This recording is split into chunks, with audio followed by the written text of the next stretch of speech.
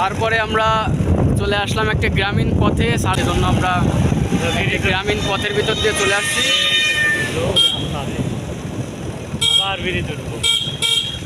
সামনে একটা সেতু দেখা যাচ্ছে।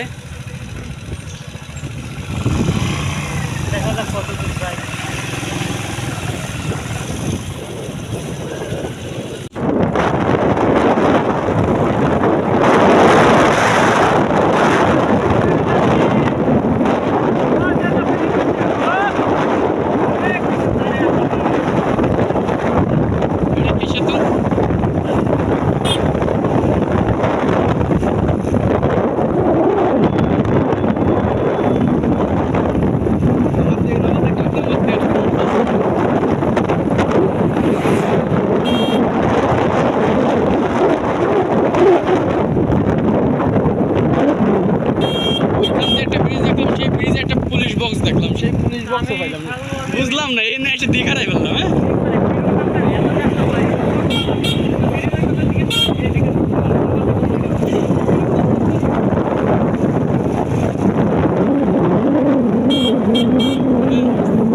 মানে ড্রোন ক্যামেরায় দেখতে হবে, তাহলে এর একটা রহস্য উদ্ঘাটন করা যাবে।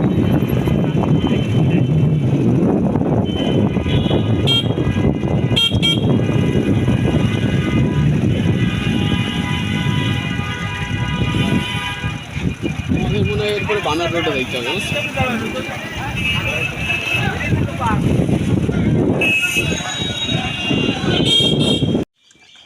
আকিব, ভিতরে রাখো, পরে পরে নিও। কাকাও আসুন, আঙ্কেলও আসুন।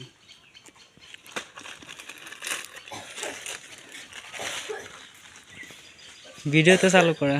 বন্ধুরা, আমরা ওরা তাপ পায়ে দেখো, ওরা মার এখানে রেখে আসলে ও এমনি নিয়ে যাবে।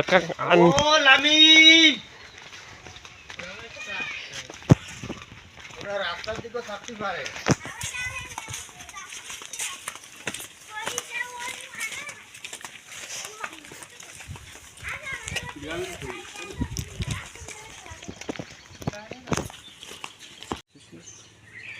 আমরা আজকে খুলনা থেকে আসছি নড়াইল সদরের, এবং এখানে নড়াইল সদরের মাইজপাড়া ইউনিয়নের আদমপুর গ্রামে আসছি।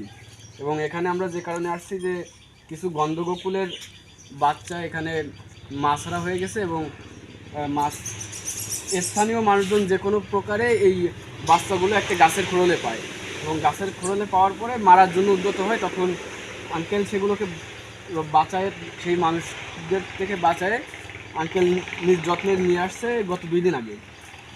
এবং আঙ্কেল এইটা নিয়ে কী করণীয় এইটা খুঁজে না পেয়ে আমাদের ফেসবুকের বিভিন্ন মিডিয়াতে স্ট্যাটাস দেয়, এবং সেই স্ট্যাটাসের মাধ্যমে আমরা এইটা জানতে পারি যে কিছু গন্ধগোকুলের বাচ্চা আছে কাকার কাছে।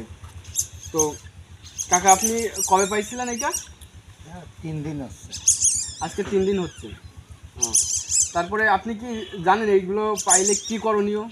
না, আর আসলে তার আগে বলবেন যে ওইখানে কি মানুষজন কি মারার জন্য বিলুপ্ত প্রজাতির প্রাণী।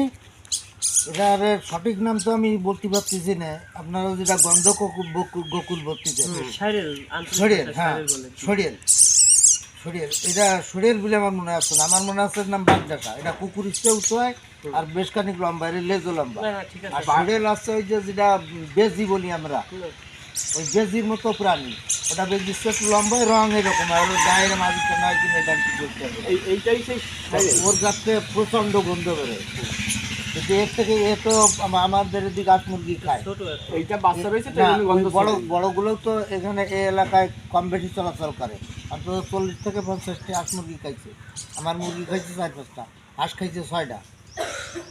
তা এই যে এই কয়েকদিনের ভিতরে আঙ্কেল, এখন এটা যখন ওই পুকুরি হাঁস ধরার জন্য আইছে, তখন দাবড়াইছে এর খালের ভিতর যে নামার পরে আর খুঁজে পাই এর মা বাবারা। হ্যাঁ, আর খুঁজে পাইনি। আচ্ছা, তারপরে আশেপাশে খোঁজাখুঁজি করতে করতে এই গাছের খোললে এদের ডাক শুনতে পেয়েছে ছেলেপেলে। আর তখন ওরা গাছ কুড়েল দিয়ে ফাড়িয়ে আমি যখন গেছি যাই, আমি বললাম যে নাই মারা যাবে না, বন্য সম্পদ দিয়ে মারার দণ্ড নেওয়া পর আমি তো আন্দাজে বলি। আচ্ছা, মানে ওদের বাড়ি দেওয়ার জন্য। আন্দাজে বলছেন কিন্তু বিষয়টা আপনি জানতেন না যে আসলে এটা এরা যে আপনাদের হাঁস মুরগি মারছে তারপরেও আপনি বাঁচাইলেন না, এটা বিলুপ্ত প্রজাতির প্রাণী তো। আমার মনে হয়েছে যে বন্য সম্পদ অধিদপ্তরের তো যদি জানে, তারা হয়তো এটা কোনো পার্কে বা চিড়িয়াখানায় যদি এটা সংরক্ষণ করা হয়, তো বাচ্চা কাচ্চারা যারা এই প্রাণীগুলো দেখিনি কখনো, তারা এটা দেখতে আগ্রহী হবে। তাই এই জন্যই, আর 4টে বাচ্চা যেহেতু এর মধ্যে মায়া মধ্যে আছে, এটা বড় হয়ে আবার বাচ্চা দেবে, তাহলে এই প্রাণীটা একেবারে বিলুপ্তের হাত থেকে কিছুটা হলেও রক্ষা করা যাবে। চিড়িয়াখানা মূলত বা এই জন্য আমি গেতে এরা যে দুধ খাওয়াতে আসছে, আর এই বাড়ির আগা মহিলারা তো ভালো সুযোগ দেখতেছে না। চিড়িয়াখানা বা ওই যে যেসব জায়গায় প্রদর্শন করা হয়, ওরা কিন্তু এর সঠিক রক্ষণাবেক্ষণ করে না, ওরা জাস্ট দেখায়, তারপরে এর অযত্ন হয়।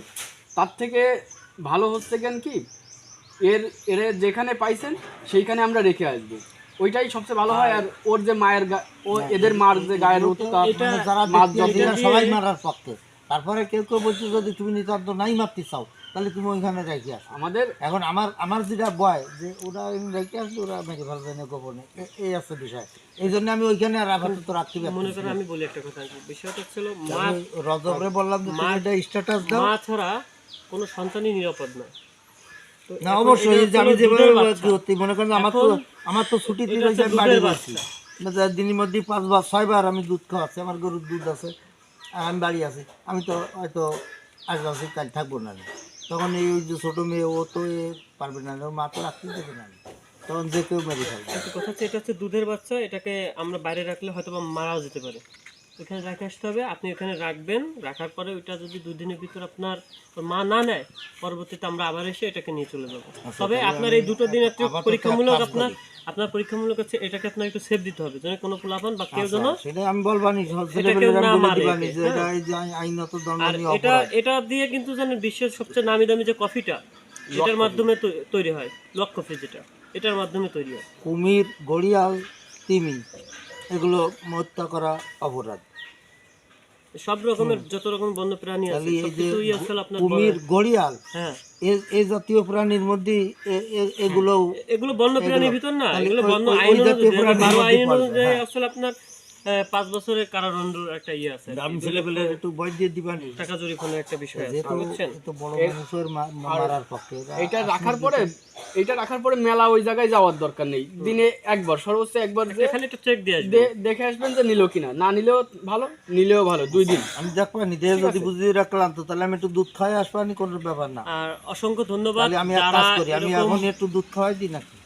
এরকম যারা বন্যপ্রাণী এরকম অযথা যারা হত্যা করেন, তারা বিরত থাকবেন, এবং বন্যপ্রাণীর বাসস্থান যেখানে, তারা সেখানে স্বাচ্ছন্দ্যবোধ থাকতে 5 বেশি বার 6 পছন্দ বার আমি করে। দুধ খাওয়াচ্ছি প্রতিদিন। মায়ের থেকে আমরা কখনো বাচ্চাকে ছিনিয়ে আনবো না, এবং যদি কখনো আপনাদের ঘরের ভিতর বা কোথাও বা কোনো জমিতে বা কোথাও যদি আপনাদের বন্যপ্রাণী অ্যাটাক করে, অবশ্যই আপনি বন বিভাগ খুলনা বা আলোর মিছিল পরিবেশবাদী সংগঠন খুলনার সাথে যোগাযোগ করবেন। আমাদের নাম্বার, ফেসবুক, হোয়াটসঅ্যাপ সব কিছুই আপনার আলোর মিছিল লিখলে বা বন বিভাগ লিখলে খুলনার ফেসবুক ওয়েবসাইটে পাওয়া যাবে।